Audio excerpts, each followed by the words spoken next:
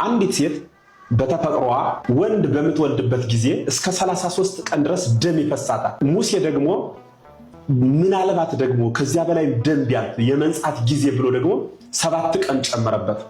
7 ሲደመር 33 እኩል ይሆናል 40 ማለት ነው።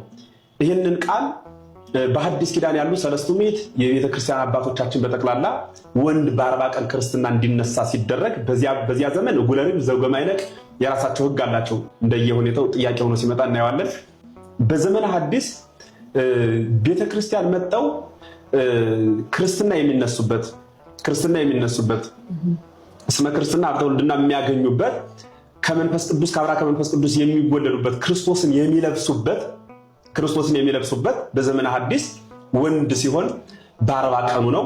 እናቱ የመንጻት ምልክቷ ሲፈጸም ፈሳሿ ሲቆም በ40 ቀኑ 40 ቀን የተደረገበት ደግሞ ራሱን የቻለ ምስጢር ስላለው ማለት ነው።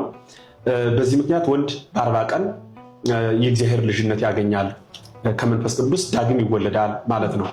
ሴት በምትወለድበት ጊዜ ሴቷ እስከ 66 ቀን ድረስ ፈሳሽ ይፈሳታል።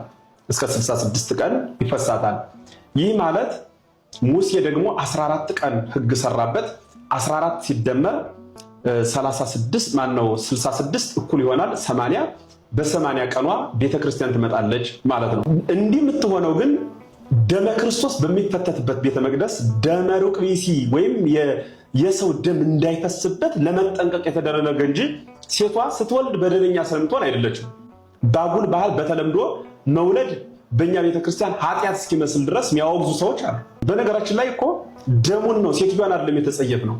ደሙ ያ እንዲሁም እሷ የሥራ ደም ነው፣ የበረከት ደም ነው። ሰው በስንፍናው እንኳን በኃጢአቱ ሊሆን ይችላል ሲሰርቅ እጁ ቢቆረጥ በኃጢአቱ ደም ቢወጣው ሲሰራ የሚሆን በየትኛውም አይነት ሁኔታ ቤተ መቅደስ ላይ መጥቶ እንዲቆም አይፈቀድም። የምንጸየፈው ደሙን ነው፣ ሴቷን አይደለም።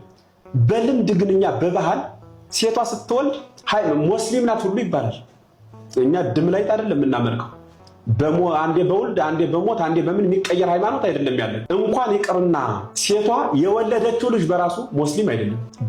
በግን ነው የሚወልደው፣ ፍየልን ነው የሚወልደው፣ አህያን ነው የሚወልድ አይደለም። ክርስቲያን ነው የሚወልድ። እርሷ ክርስቲያን ሆና ሙስሊም አትወልድ። አንቺ አሁን ለምሳሌ